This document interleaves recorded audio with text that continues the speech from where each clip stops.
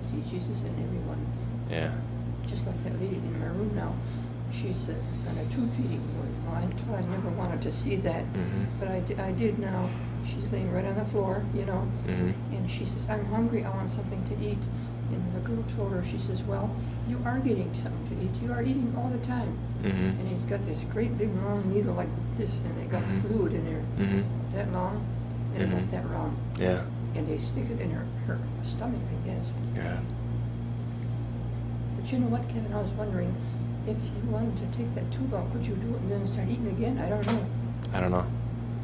Wouldn't they have to, like, probably seal your stomach up or something? Like the doctor told me, we charge $1,000 for those tubes, every one we put in. We are here to sell, just like Chrysler's selling Chryslers. And we are selling these. I said, oh, About profit, right? Oh, my. I almost went to the floor. Yeah. I mean, when you say, like, you know, that we're called to love everybody, I mean, there's probably been people in your life that you've found it hard to love. Oh, yeah. You know, that are kind of, and even Christ says to love your enemies.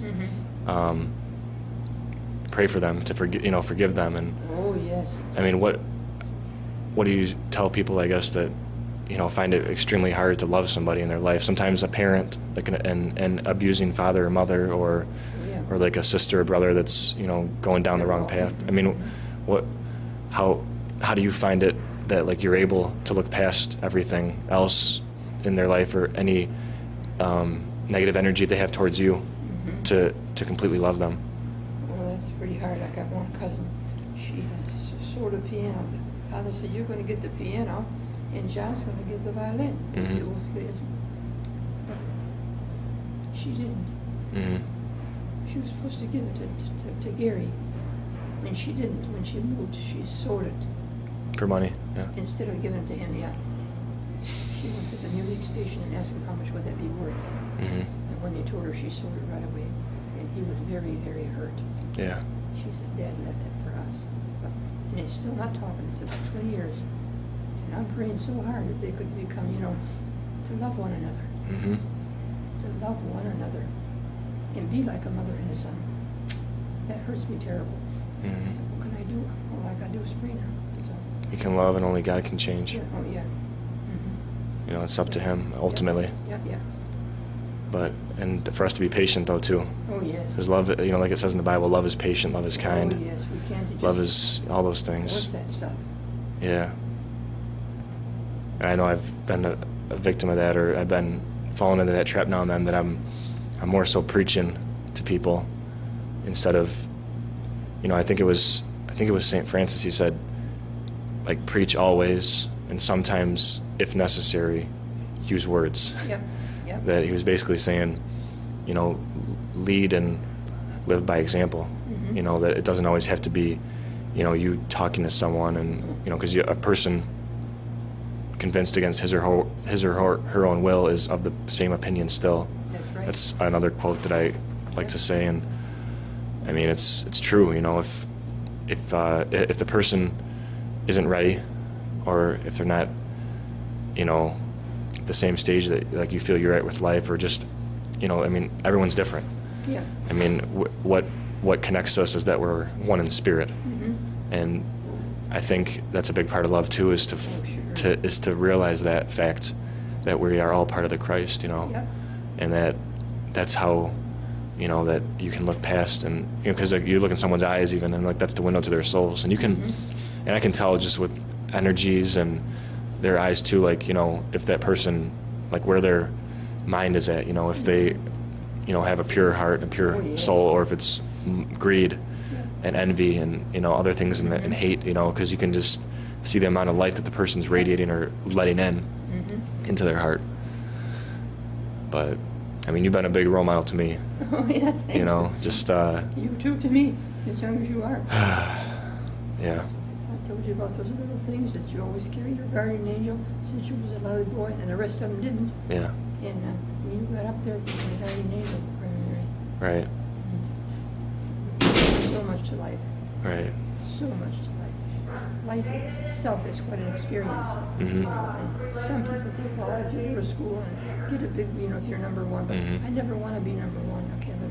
Yeah. Never. No. Mm-mm. No. You'd like to be number one, maybe up there, not down here. Right. The last shall be first Yeah. at this First table. or last, yeah. Not do that, but You know. this thing that's for eternity, Yeah. forever. Yeah. So that's why I say life is short. Yeah. Like your mom was saying, when she had cancer, right? That Yeah, she said, would she say that? I was crying. I said, Mom, you got cancer. You're going to die. She said, well, what makes you think you're going to stay here?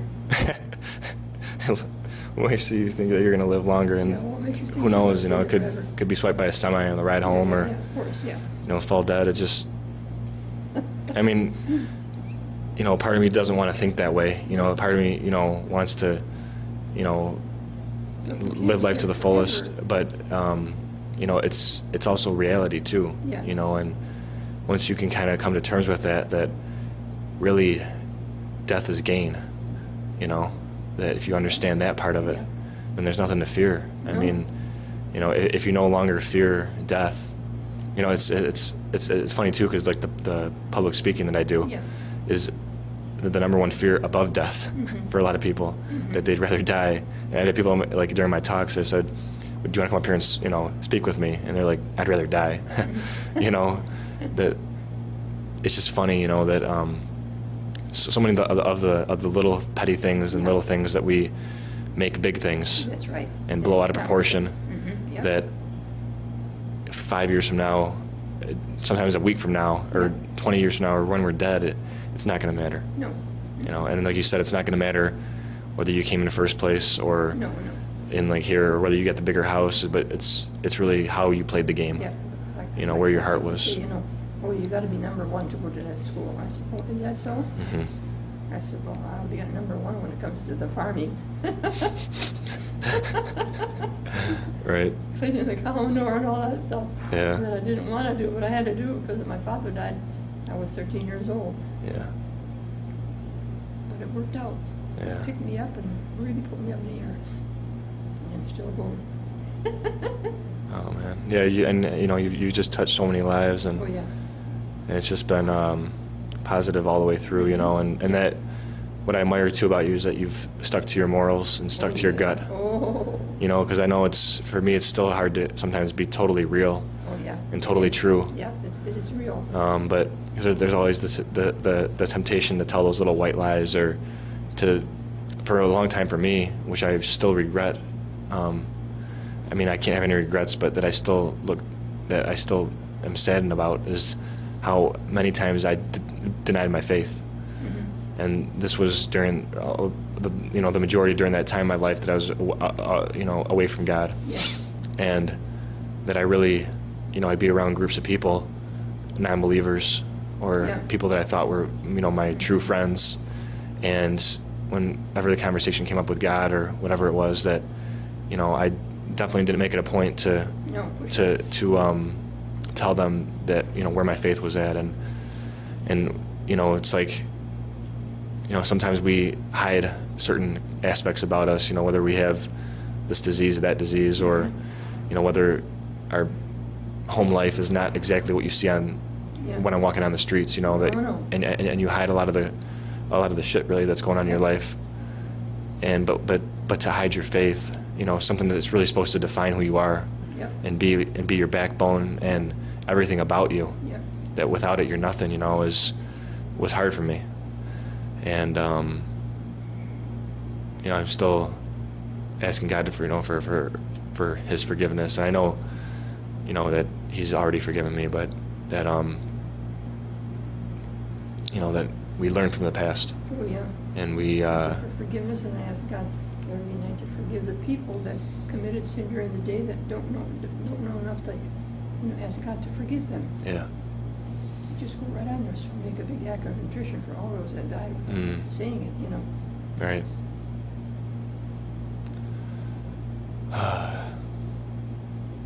So basically, if you had a couple words to say to somebody, about living their life, I mean, what would it be?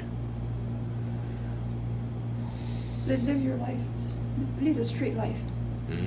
As straight as you can possibly go. Try to follow Jesus every day. That's very important. Because he loves us so much. Just to basically love, yeah. That's it. And he forgives us. So, Amen. amen.